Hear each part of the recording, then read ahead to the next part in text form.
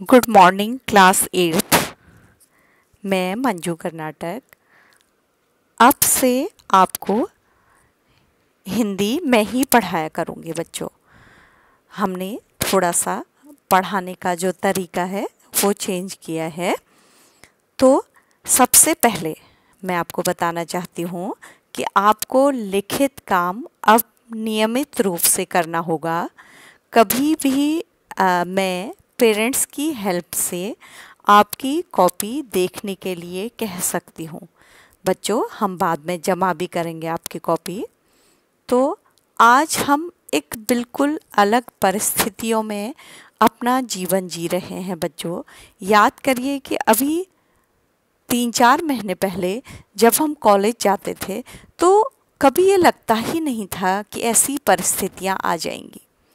लेकिन ये जो प्राकृतिक डिजास्टर हैं बच्चों, नेचुरल डिजास्टर हैं, उनको मनुष्य को झेलना ही पड़ता है। भूकंप आते हैं, बाढ़ आती है, या कई तरह के और भी प्राकृतिक आपदाएं आ जाती हैं। ठीक है, तूफान आ जाते हैं, सुनामी आ जाती हैं। लेकिन ये जो बीमारी आई है कोविड-19, ये तो आकर जाने का ही नाम नहीं ले रही है। तो इन परिस्थितियों में हमें जीना भी है, अपना ध्यान भी रखना है ना? अपने स्वास्थ्य का भी ध्यान रखना है और साथ ही हमारे बच्चों को अपनी पढ़ाई भी करनी है। ऐसा न हो कि हम पढ़ाई में पीछे हो जाएं बच्चों। सोचिए कि आपको घर रहने का मौका मिला है और इसको पॉजिटिव वे में लीजिए कि आपको कॉलेज जाने के लिए टाइम वेस्ट नहीं करना पड़ रहा है या इधर उधर नहीं जा रहे हैं। तो अपना मन खूब पढ़ाई में लगाइए बच्चों। खूब किताबें पढ़िए, खूब नॉलेज गेन करिए, खूब जानिए, समझिए, कविताएं पढ़िए, कहानियाँ पढ़िए। ठीक है, और साथ ही अपना जो ये रोज़ का रूटीन वर्क है क्लास का, ये भी आपको करना है। तो बच्चों, आज हम स्टार्ट कर रहे हैं पढ़ाई। वसंत की जो आपकी हिंदी की पुस्तक है उसकी पहली कविता ध्वनि से। ध्वनि आप पढ़ चुके हैं, मुझे पता है, लेकिन बच्चों उस समय कुछ बच्चों ने क्लास अटेंड नहीं किया था, या किसी को ऐसा भी लग रहा था कि थोड़े दिनों में कॉलेज खुल जाएंगे, तो थोड़ा सा लापरवाही हुई होगी, या किसी बच्चे ने लिखित काम नहीं किया होगा। तो बच्चों मेरी ध्यान से बात सुनिएगा कि आपको कॉपी बनानी है 200 पेज की करीब। एक कॉपी बनेगी केवल, ठीक है, उसमें सारे काम होंगे जो भी करवाए जाएंगे। और अब आपको रिटन वर्क नियमित रूप से करना है, तो उसे किसी तरह से आगे चेक भी किया जाएगा। और कभी वीडियो कॉल करके मैं रैंडम चेकिंग भी किसी बच्चे की कर सकती हूँ। तो आपको अपना काम तैयार रखना है। तो बच्चों, आज जो आपको काम करना है वो अच्छी तरह से सुनिएगा कि केवल इस ध्वनि नामक छोटी सी कविता को अपनी कॉपी में लिखना है, अपनी अभ्यास पुस्तिका में लिखना है। और यदि बच्चों ने पहले से लिखा है तो उन्हें लिखने की ज़रूरत नहीं है। और मैं क्या क्या रिटर्न वर्क दे रही हूँ ये मैं अपने पास भी बच्चों नोट कर रही हूँ। तो बच्चों, ध्वनि कविता जो है, ध्वनि का तात्पर्य होता है साउंड, आवाज़। आप फिजिक्स में भी पढ़ते होंगे साउंड के बारे में, ठीक है, लेकिन यहाँ हम लिटरेचर पढ़ रहे हैं। और ये कविता सूर्यकांत त्रिपाठी निराला द्वारा लिखी गई है। सूर्यकांत त्रिपाठी उनका नाम है और निराला उनको उपनाम दिया गया है। बच्चों, वो इतनी अच्छी कविताएं लिखते थे, सबसे अलग, सबसे अद्भुत, इसलिए उनको निराला नाम दिया गया था। तो बच्चों, उन्हीं के द्वारा लिखी गई ये कविता है। मैं थोड़ा सा परिचय आपको निराला का भी देती हूँ बच्चों। निराला छायावादी कवि है बच्चों। छायावाद कविता का एक काल है। छायावादी कविताएं कैसी होती हैं कि उनमें एक अर्थ हमें दिखाई देता है शब्दों के माध्यम से, और उसके पीछे कई अर्थ छिपे हुए होते हैं। जैसे कोई वृक्ष की बात करेगा तो वो मनुष्य को प्रेरणा देगा कि तुम भी वृक्ष की तरह बनो, परोपकारी बनो। तो ये छायावादी कविताओं में प्रकृति का सहारा लेकर कवियों ने मनुष्य को बहुत कुछ सिखाया। तो निराला बंगाल के रहने वाले थे, वहाँ उनका जन्म हुआ बच्चों। बाद में तो वो इधर आ गए थे। तो महिषादल प्रदेश के मेदिनीपुर ग्राम में 1897 में उनका जन्म हुआ था। 13 वर्ष में, आपको आश्चर्य होगा, उनका विवाह हो गया था और उसके पश्चात उनके पिता और माता दोनों की मृत्यु हो गई थी। ठीक है, उसके पश्चात उनकी पत्नी की भी मृत्यु हो गई। अत्यधिक दुख का जीवन देखा है उन्होंने और कुछ सालों के पश्चात उनकी एक पुत्री थी सरोज, उसकी भी मृत्यु हो गई। तो उनके जीवन में उन्होंने अनेक आघात सहे और वो उनकी कविता में दिखाई देता है। बच्चों, जब वो ये कविता भी लिखते हैं तो वो देखिए आरंभ करते हैं कि अभी न होगा मेरा अंत। इसमें उनके मन की भी आवाज़ आती है कि इतने दुखों के पश्चात भी वे समाज के लिए जीना चाहते हैं, उनके जीवन का अंत नहीं होगा।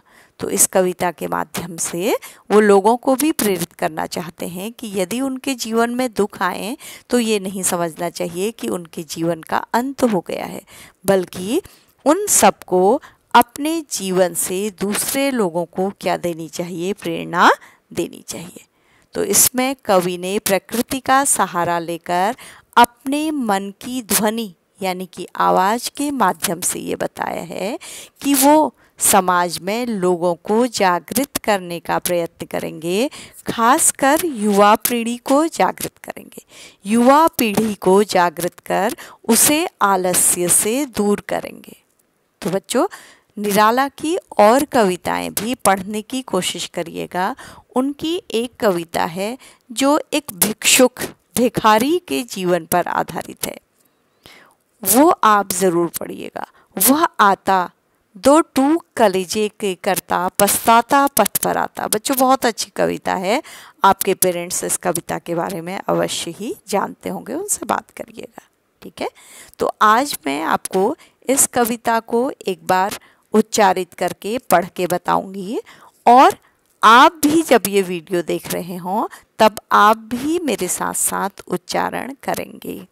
तो बच्चों, कविता इसलिए होती है कि बच्चे उसे समझ सकें, याद कर सकें और फिर उद्देश्य होता है कि वो परीक्षा में इसे पढ़कर अच्छे अंक ला सकें। ठीक है, तो ध्वनि इसमें कविता मैंने आपको बताया कि आपके साइंस का भी सब्जेक्ट है। ध्वनि मीन्स आवाज़, साउंड। तो इसमें कवि ने उनके मन से क्या ध्वनि निकलती है, वो संसार के लिए क्या करना चाहते हैं, ये बताया है। तो बच्चों, आइए कविता पढ़ते हैं हम लोग। अभी न होगा मेरा अंत, अभी अभी ही तो आया है मेरे वन में मृदुल वसंत।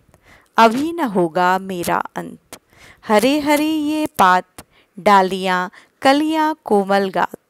मैं ही अपना स्वप्न मृदुल कर फेरूंगा निद्रित कलियों पर, जगह एक प्रत्यूष मनोहर। पुष्प पुष्प से तंद्रालस लालसा खींच लूंगा मैं, अपने नवजीवन का अमृत सहर्ष सींच दूंगा मैं। द्वार दिखा दूंगा फिर उनको, हैं मेरे वे जहां अनंत, अभी न होगा मेरा अंत। छोटी सी कविता है लेकिन गंभीर अर्थ को लिए हुए। बहुत बड़ा अर्थ इसमें छिपा है कि कवि चाहते ही नहीं कि अभी उनके जीवन का अंतिम समय आए, क्योंकि वो संसार के लिए, युवा पीढ़ी के लिए कुछ करना चाहते हैं। तो बच्चों, आज हम इसका भावार्थ नहीं पढ़ेंगे, उसे हम अगली कक्षा में पढ़ेंगे। आज मैं इसके कठिन शब्दों का अर्थ आपको बताऊंगी और इस कविता को मैं आपको भेज रही हूँ, जिसे आप अपनी अभ्यास पुस्तिका में सुंदर सी हैंडराइटिंग में लिख लेंगे। तो अंत का मतलब अंतिम समय। तीसरी लाइन में आइए, वन जंगल, मृदुल वन के आपको कानन और ये सब अरण्य, आपको पर्यायवाची भी याद होंगे बच्चों। मृदुल मीन्स कोमल, मुलायम। वसंत ऋतु का नाम। ऋतुएं होती हैं 6। हमारे हिंदी महीने 12 होते हैं, चैत, बैशाख, जेठ, आषाढ़। अब आप याद करिएगा अगले। और उन 12 महीनों में से 2-2 महीनों की एक ऋतु होती है बच्चों। तो ऋतुओं के नाम भी आप याद करिएगा, अगली कक्षा में मैं आपको बताऊंगी। तो अभी न होगा मेरा अंत। अगला कोमल गात। अगले पैराग्राफ की दूसरी लाइन में कोमल मतलब मुलायम, गात मीन्स शरीर। ठीक है। अगली लाइन में स्वप्न सपना, मृदुल कोमल, कर हाथ, फेरूंगा टच करूंगा, स्पर्श करूंगा, उनको सहलाऊंगा, निद्रित नींद में, डूबी हुई कलियों पर, कलियां यानी कि फूल आने से पहले की स्थिति। ठीक है। जगह एक प्रत्यूष सुबह, प्रभात मॉर्निंग। ठीक है। मनोहर सुंदर, मन को हरने वाली। पुष्प आपको पता है फूल।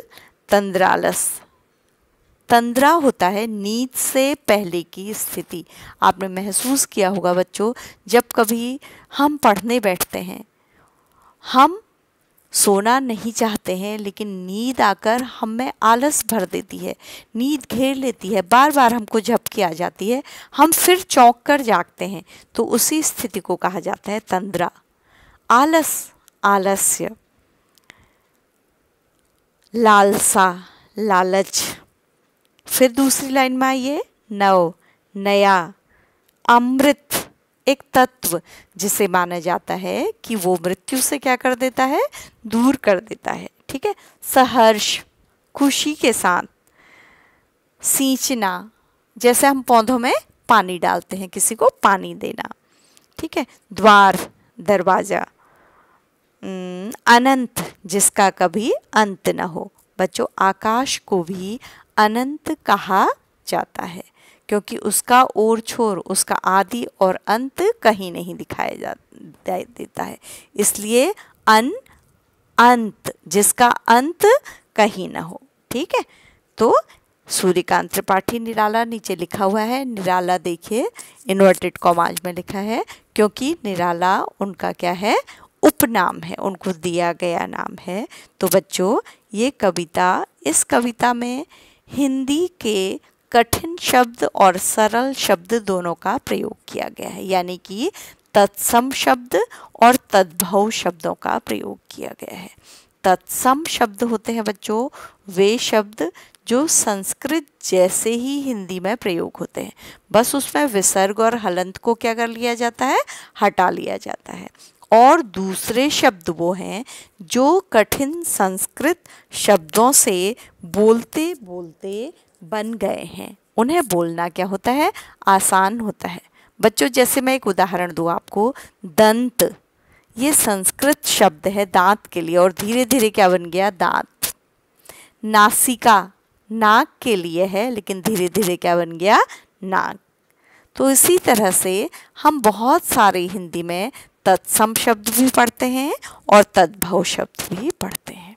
तो बच्चों इसमें मैं बताती हूँ आपको, जैसे कुछ शब्दों में, जैसे मृदुल तत्सम शब्द है बच्चों, और स्वप्न तत्सम शब्द है, मृदुल तत्सम शब्द है, कर तत्सम शब्द है। उसी के ऊपर जाइए, गात जो है वो संस्कृत का शब्द है, तत्सम शब्द है। प्रत्यूष तत्सम शब्द है, पुष्प तत्सम शब्द है, तंद्रा तत्सम शब्द है, और आलस लेकिन तद्भव शब्द है। ठीक है। और अमृत तत्सम शब्द है, सहर्ष तत्सम शब्द है, सींच तद्भव शब्द है। इसका जो तत्सम होता है वो होता है सिंचन। ठीक है। द्वार तत्सम शब्द है, अनंत तत्सम शब्द है। तो आपने देखा होगा इस कविता में, छोटी सी कविता में कवि ने तत्सम शब्दों का प्रयोग किया है, यानी कि संस्कृत जैसे कठिन शब्दों का प्रयोग हिंदी में किया है। तो बच्चों आज हमने पढ़ा ध्वनि शब्द का तात्पर्य, निराला का परिचय, कवि परिचय, कवि के जीवन की परिस्थितियों के बारे में, और इस कविता में वो अपनी आवाज़, अपनी ध्वनि के माध्यम से क्या कहना चाहते हैं। फिर हमने कविता का पाठ किया, आपने भी मेरे साथ किया होगा, और फिर मैंने आपको कठिन शब्दों के अर्थ बताए और तत्सम और तद्भव शब्द बताए। तो हम अपनी अगली कक्षा में इस कविता के भावार्थ को पढ़ेंगे, इसके सरल अर्थ को जानेंगे। थैंक यू बच्चों।